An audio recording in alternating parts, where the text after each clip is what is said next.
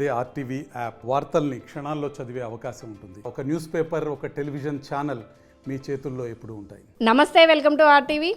ఈరోజు తెలంగాణ ప్రభుత్వం ప్రవేశపెట్టినటువంటి ఓటాన్ అకౌంట్ బడ్జెట్ గురించి ప్రస్తుతం మనతో మాట్లాడడానికి మాజీ ఎంపీ బోయినపల్లి వినోద్ గారు మనతో ఉన్నారు. నమస్తే సార్. నమస్తే. చెప్పండి సార్, అంటే గతంలో మీరు కూడా ఈ బడ్జెట్ను ఒకసారి ప్రవేశపెట్టారు, ఇది రెండోసారి. ఆ బడ్జెట్కి ఈ బడ్జెట్కి తేడా ఏంటి అసలు?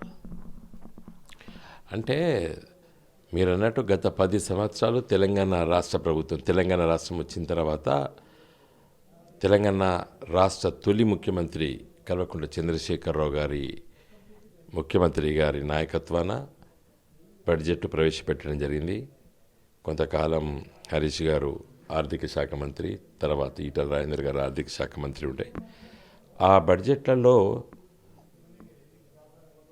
తెలంగాణ రాష్ట్రం వచ్చిన తర్వాత తెలంగాణ రాష్ట్రంలో అతి ముఖ్యమైనటువంటి సమస్యలు 2-3 ఉండే. ఆ 2-3 సమస్యలు, ఒకటి కరెంటు సమస్య, కరెంటు ఉత్పత్తి కేంద్రాలను పెట్టుకోవడము, తర్వాత గోదావరి నదిపైన, కృష్ణా నదిపైన ఉండవలసినటువంటి ప్రాజెక్టులపైన, సంక్షేమ పథకాలు, ముఖ్యంగా రైతాంగానికి రైతు బంధు పథకం, రైతు బీమా పథకం, తర్వాత ఆసరా పెన్షన్లు. వీటికన్నిటికంటే అతి ముఖ్యమైనటువంటి విషయము తెలంగాణ రాష్ట్రంలో మంచినీళ్ళు తాగాలే గ్రామీణ ప్రజలని చెప్పి మిషన్ భగీరథ లాంటి పథకాలను అమలు చేయడానికి బ్యాంకుల ద్వారా రుణాల సౌకర్యం తీసుకొని రాష్ట్ర ప్రభుత్వం వాటా దాంతో కలిపి ఒక సమగ్రమైనటువంటి బడ్జెట్లు రూపకల్పన చేసింది గత 10 సంవత్సరాల కేసీఆర్ గారి ప్రభుత్వం. మరి ఈ ప్రభుత్వం, కొత్త ప్రభుత్వం, రేవంత్ రెడ్డి గారు ముఖ్యమంత్రి అయిన తర్వాత వచ్చినటువంటి ఈ ప్రభుత్వం వారు ఇచ్చినటువంటి 6 గ్యారెంటీలు ఏవైతున్నాయో వాటిపైన అంత స్పష్టంగా ఈ బడ్జెట్ లేదు. కొన్ని హామీలను బడ్జెట్లో ప్రస్తావించలేదు. అంటే ఇప్పుడు మీరు అన్నట్టే బడ్జెట్ సరిపోలేదు అన్నదానికి, వాళ్ళు చెప్పిన పథకాలకి బడ్జెట్లో ఉన్న దాంట్లో ఒకదానికి కూడా సరిపోయే ఇది లేదు. మరి ఈ బడ్జెట్ని ఎలా చూస్తున్నారు? అంటే హామీలు ఇచ్చినటువంటి వాటిని అమలు చేయడానికి ఒక ప్రయత్నంగానే అవుపడాలి. ప్రయత్నం కూడా లేదు, అలాంటి ఆలోచన కూడా లేదు. బడ్జెట్ పెట్టకముందే రేవంత్ రెడ్డి గారు తప్పించుకోవడానికి ఒక మాట కూడా అన్నాడు. కేంద్రంలో మా పార్లమెంట్ సభ్యులు గెలవాలి, దేశంలో రాహుల్ గాంధీ గారి నాయకత్వాన ప్రభుత్వం ఏర్పడితేనే ఈ హామీలన్నీ నేను చేయగలుగుతాను అని చెప్పాను. అంటే ఒకవేళ కేంద్రంలో కాంగ్రెస్ అధికారంలో రాకపోతే ఈ 6 గ్యారెంటీలు అమలయ్యే అవకాశం లేదా తెలంగాణలో? దానికి దీనికి సంబంధం లేదండి. అసలు ఈ పథకాలన్నీ కూడా ప్రభుత్వానికి మేము వచ్చి ఒక బాధ్యతాయుతమైన ప్రభుత్వాన్ని మేము ఏర్పాటు చేసి అమలు చేస్తామనే ఉద్దేశంతో ఇచ్చిన హామీలు కావి. ఎట్లనా ప్రభుత్వం వచ్చేలేదు, కేసీఆర్ గారి ప్రభుత్వం మళ్ళీ వస్తుంది, వాళ్ళని ఇబ్బంది పెట్టాలి కాబట్టి విచ్చలవిడిగా హామీలు ఇవ్వడం జరిగింది. ఇవాళ ₹1,00,000 కళ్యాణ లక్ష్మి కేసీఆర్ గారు ఇస్తే దానికి 1 తులం బంగారం అని చెప్పి మహిళా ఓటర్లను ఆకర్షించడానికి చెప్పడం జరిగింది. ప్రతి గృహిణికి, అంటే ప్రతి స్త్రీ 18 సంవత్సరాలు దాటినటువంటి ప్రతి మహిళకి ₹2,500 మహాలక్ష్మి ప్రోగ్రాం అని చెప్పడం జరిగింది. ప్రతి ఇంటికి 200 యూనిట్లు కరెంటు సోనియమ్మనే కడుతుంది, కాంగ్రెస్ పార్టీ కడుతుంది, మీరు కట్టకండి అని చెప్పి రేవంత్ రెడ్డి గారు చెప్పినారు, కోమటిరెడ్డి వెంకరెడ్డి గారు లాంటి వాళ్ళు చెప్పారు. 2 లక్షల రుణాలు మేము మాఫీ చేస్తాము, డిసెంబర్ 9 నాడు వరకు మీరు పోయి అప్పులు తీసుకోండి అని చెప్పి రేవంత్ రెడ్డి గారు చెప్పారు. ఇవన్నీ ఎలక్షన్లప్పుడు హామీలు ఇస్తూ కూడా ఆయన ఒక మాట అన్నాడు, ప్రజలు మోసం చేసిన ప్రజలు వింటారు, ప్రజలు అబద్ధాలనే నమ్ముతారు అని కూడా ఆయన మాట్లాడాడు. సరే, మరి ప్రజలు కూడా మరి అట్లాంటి వాళ్ళని నమ్మి ఓట్లేసారు. ఇవి ఆచరణ సాధ్యం అయ్యేటువంటి అవకాశాలు చాలా తక్కువ, ఎందుకంటే చిత్తశుద్ధి ఉన్నటువంటి ప్రభుత్వం కాదు. కేసీఆర్కి కూడా చాలా ఇబ్బందులు వచ్చినాయి. ఒకటేసారి కరెంటు ఉత్పత్తి కేంద్రాలు, కాళేశ్వరం ప్రాజెక్టు, పాలమూరు ఎత్తిపోతల ప్రాజెక్టు, మిషన్ కాకతీయ పేరిట 44,000 చెరువులు మరమ్మతు చేయడము, మిషన్ భగీరథ పేరిట 1,25,000 కిలోమీటర్ల పైప్ లైన్లు, అంటే ఒక మన ఎర్త్ చుట్టూ భూమి చుట్టూ 4 సార్ల ప్రదక్షిణ చేస్తే ఎన్ని కిలోమీటర్లు ఉంటో గన్ని కిలోమీటర్ల పైప్ లైన్ వేస్తాం. కాబట్టి మాకు కూడా ఇబ్బంది జరిగినాయి. కానీ ఏది ముందు ఇవ్వాలి, ఏది మెల్లంగా ఇవ్వచ్చు అని ఒక ఆలోచన చేసాం. అందుకే కొన్ని ఇబ్బందులు కూడా మేము పడ్డాం. కాబట్టి నా దృష్టిలో ఈ ప్రభుత్వము చిత్తశుద్ధితో పనిచేస్తే చేయొచ్చు అండి. కానీ చిత్తశుద్ధితో ఉన్నటువంటి ప్రభుత్వం కాదు, ఆ ప్రయత్నం కూడా చేస్తలేరు. ఓపిక ఉండాలి, సమయం కేటాయించాలి, కష్టపడాలి, ఆలోచన చేయాలి, సమయం కేటాయించాలి, ప్రభుత్వాన్ని నడపాలి. మరి అంత ఓపిక అంత సమయం ఇచ్చే ప్రభుత్వంలాగా నాకు ఊపడతలేదు. అంటే గతంలో మీరు పెట్టిన బడ్జెట్కి ఇప్పుడున్న ఈ ఓటాన్ బడ్జెట్కి తేడా ఏంటంటారా? అసలు దీనివల్ల ప్రయోజనం ఉందంటారా ప్రజలకి? ఉంటుందండి. ప్రజలకు నేను చెప్తున్నానండి, నేను ఈరోజు వాళ్ళ అధికార పక్షం, మేము ప్రతిపక్షం. చిత్తశుద్ధి ఉంటే అన్నీ అమలు చేయొచ్చండి. చిత్తశుద్ధి ఉండాలి. వాళ్ళు ఇచ్చిన హామీలను మేము అమలు చేయాలనేటువంటి ఒక సంకల్పం ఉండాలి, ఒక దృఢ నిశ్చయం ఉండాలి. ఊరికే పేర్లు మార్చుకుంటూ, పథకాల పేర్లు మార్చి, లేకపోతే బదనాం చేసి, కేసీఆర్ గారిని అవమానపరిచి అదే రాజకీయం చేయదలుచుకుంటే కాదు. ఇప్పుడు రేవంత్ రెడ్డి గారు అధికారంలోకి వచ్చి అయిపోయింది. ఆయన పని చేయాలి, ఆయన మాట్లాడేటువంటి భాష తీరు, దాంతో ఒక 2 రోజులు టైం వేస్ట్. ఒక ముఖ్యమంత్రికి ఎంత సమయం అండి? నువ్వు ఈ మాట అన్నావా, నేను ఈ మాట అన్నా, నువ్వు అనలేదు నీ అన్న, దాని మీద 2 రోజులు టైం వేస్ట్ అయింది. ప్రతిపక్షాలు డెఫినెట్గా విమర్శిస్తాయి. నువ్వు విమర్శ గురి కాకుండా నీ ప్రవర్తన ఉండాలి కదా.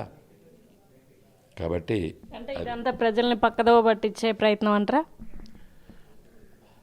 ప్రజల్ని పక్కదోవ పట్టించే దానికంటే ఒక విధంగా చెప్పాలంటే, ఆయన ప్రజల పట్ల ప్రేమ చూరగొనాలంటే ప్రజల పట్ల ప్రేమ ఉండాలి అతనికి. ఆయన ప్రజల పట్ల ఏం మాట్లాడాడు? ప్రజలు మోసం చేస్తేనే ప్రజలు మంచిది, వాళ్ళకి అన్ని అబద్ధాలు చెప్తేనే వాళ్ళకు మంచిదని చెప్పినటువంటి మనిషి మరి అట్లా ఆలోచిస్తాడు. అంటే లాస్ట్ అండ్ ఫైనల్గా సీఎం రేవంత్ రెడ్డి గారు అనడం, గత ప్రభుత్వం చెప్పినట్టు భారీ బడ్జెట్లు పెట్టి మేము అమలు చేయకపోవడం ఉండదు, మేము పెట్టింది తక్కువ బడ్జెట్ అయినా మా పథకాలు అనేది అమలు చేస్తామని చెప్తున్నారు. దానికి మీ స్పందన? అంటే మరి పథకాల అంత డబ్బు మరి కేటాయించకపోతే ఎట్లా అమలు చేస్తాడు? ఆ పథకాలను అమలు పరచాలంటే దానికి ఎంత డబ్బు కావాలో అంత డబ్బు మరి ఏ విధంగా సేకరిస్తాడు, ఏ విధంగా డబ్బులు వస్తాయనేది కూడా ఆలోచన చేయాలి, ఆ ప్రయత్నం చేయాలి. ఆ ఇండస్ట్రీని డెవలప్ చేయాలి, వ్యవసాయాన్ని డెవలప్ చేయాలి, తర్వాత సంక్షేమ పథకాలు అమలు పరచాలి. మరి అన్నిటికన్నా ముఖ్యంగా లా అండ్ ఆర్డర్ ఇష్యూస్ ఉండొద్దు. ప్రభుత్వం నడుపుతున్నప్పుడు సమయం వృధా కాకుండా చూసుకోవాలి. ఇవన్నీ ఉన్నట్టయితే అమలు చేయొచ్చు. నిన్న రేవంత్ రెడ్డి గారు శాసనసభలో మాట్లాడుతూ, ఈ రాష్ట్ర ప్రభుత్వం తెలంగాణ రాష్ట్రం వచ్చిన తర్వాత రాష్ట్ర ప్రభుత్వ చిహ్నము ఎంబలంని మార్చేస్తాను, కాకతీయుల కళా తోరణాన్ని తీసేస్తాను, చార్మినార్ తీసేస్తాను, ఇవి 2 కూడా రాజకీయ వ్యవస్థ యొక్క చిహ్నాలు అని మాట్లాడడం జరిగింది. చాలా తప్పది. తెలంగాణ ప్రాంతంలో కాకతీయులు 11వ శతాబ్దం 12వ శతాబ్దంలో పరిపాలన యావత్తు దక్షిణ భారతదేశాన్ని పరిపాలించారు. వాళ్ళు ఆ రోజుల్లో తెలంగాణలో కూడా గొలుసు కట్టు చెరువులు నిర్మించారు. ఇప్పటికీ తెలంగాణ బ్రతికి బట్టగడుతుందంటే ఆనాడు వాళ్ళు నిర్మించినటువంటి రామప్ప, పాకాల, లక్నవరము, గణపూరు లాంటి పెద్ద పెద్ద మన సింగసముద్రము, నల్గొండ జిల్లాలో ఇట్లా చాలా పెద్ద పెద్ద మన చెరువులు, కుంటలు, గొలుసుకట్టు చెరువులు నిర్మించినటువంటి వ్యవసాయ అభివృద్ధి చేసినటువంటి ఆనాటి రాజకీయ వ్యవస్థ. వాళ్ళని తీసేస్తాను, కళాతోరణం, కాకతీయ కళాతోరణము అంటే గేట్వే, తర్వాత మన చార్మినార్, ఈ చిహ్నాలు తీసేస్తాను సబబు కాదు. తనకు ఆలోచన లేదు. ఒక విషయం చెప్పదలుచుకున్నాను. ఇలా భారతదేశం స్వాతంత్రం వచ్చిన తర్వాత భారతదేశం ఎంబలం చిహ్నం ఏంటి? సారనాథ్ స్తూపం పైన ఉన్నటువంటి 3 సింహాలు, తర్వాత అశోక చక్రం. మరి అది రాజరిక వ్యవస్థనే కదా. అవి చిహ్నాలు మరి భారత ప్రభుత్వం స్వాతంత్రం వచ్చిన తర్వాత దాన్ని మనం గుర్తించి దాన్ని ఈరోజు మన నేషనల్ సింబల్స్ ఎంబలమ్స్గా మనం ఉన్నాం కదా, తీసుకున్నాం కదా. కాబట్టి రేవంత్ రెడ్డి గారు, యూ షుడ్ నాట్ టచ్.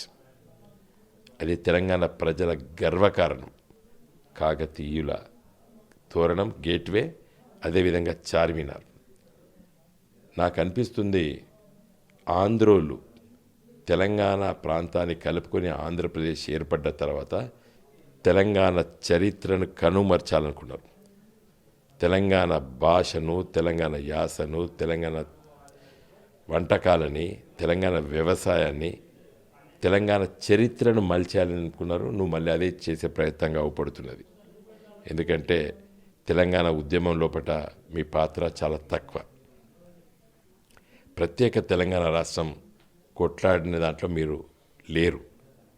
కాబట్టి మీకు ఇలాంటి ఆలోచనలు వస్తున్నాయి. మాకు చాలా బాధేస్తుంది. నేను మిమ్మల్ని విజ్ఞప్తి చేస్తున్నాను, కోరుకుంటున్నాను. మీరు మన రాష్ట్ర ఎంబలంలో ఉన్నటువంటి కాకతీయులు నిర్మించినటువంటి తోరణము, చార్మినార్ను ఎట్టి పరిస్థితుల్లో మీరు ముట్టుకోవద్దు. వరంగల్ పూర్వపు జిల్లా నుండి ఉన్నటువంటి సీతక్క గారు ఈరోజు మంత్రివర్గ సభ్యులు.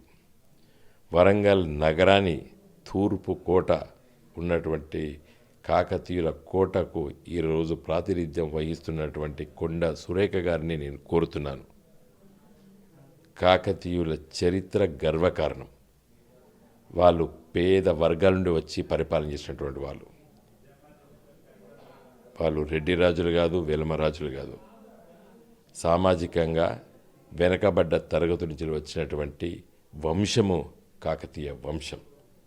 కాబట్టి దయచేసి మీరిద్దరు మంత్రులు, కొండ సురేఖ గారు, అదేవిధంగా సీతక్క గారు, మీరిద్దరు కూడా క్యాబినెట్లో గట్టిగా మాట్లాడి రేవంత్ రెడ్డి గారి ప్రతిపాదనను మీరు అడ్డుపడాలని చెప్పి నేను కోరుకుంటున్నాను.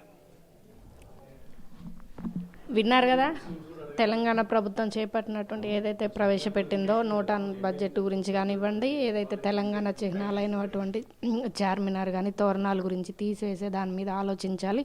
ఇక్కడ ఉన్నటువంటి మంత్రులు కూడా దాని మీద పునరాలోచన చేయాలంటూ, ఇది తగదు, తెలంగాణ సంస్కృతి సాంప్రదాయాలను కాపాడాలంటూ ఈయన చెప్పడం అయితే జరుగుతుంది. ఇలాంటి మరిన్ని విషయాలను మీ ముందు తీసుకొస్తుంది మీ RTV O2 స్టూడియో. మరిన్ని వీడియోస్ కోసం ఛానల్ ని సబ్స్క్రైబ్ చేయండి. లేటెస్ట్ అప్డేట్స్ కోసం వాట్సాప్ ఛానల్ ని ఫాలో చేయండి. అండ్ లింక్ డిస్క్రిప్షన్ లో ఉంది.